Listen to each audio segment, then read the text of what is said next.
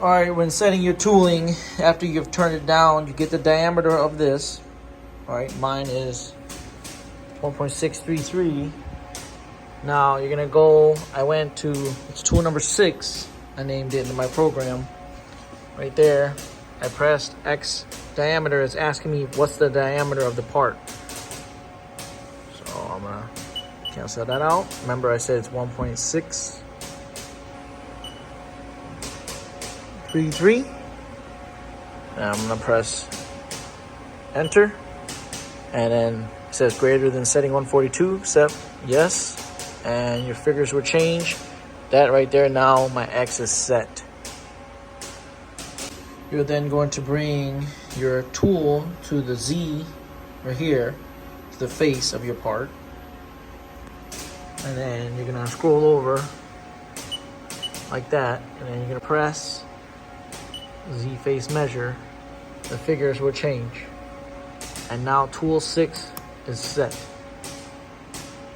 Go ahead and set up your other tools. I've just changed my tooling from tool number 6 to tool number 5. I brought the face of my tool to the Z, or I brought the tip of my tool, excuse me, to my Z. And then I'm gonna go in here, tool number 5, and I'm gonna go, I have it push up. I have it across on the Z. Z face measure, right there. Good to go. Now I'm gonna get the X. Now I've moved the tip of my tool to the X. And I'm gonna go scroll to next. And I'll click X diameter measure. Everything is good. Press enter. Create a value. Yes. And that's what your figure should change to. Always make sure that the diameter is correct. You press enter and then it'll log in after you press yes. And for my last tool, tool number 4, I've put it on my Z. Here's 4. I moved it to the Z. Z phase measure. And figures have changed. Same thing goes for the X.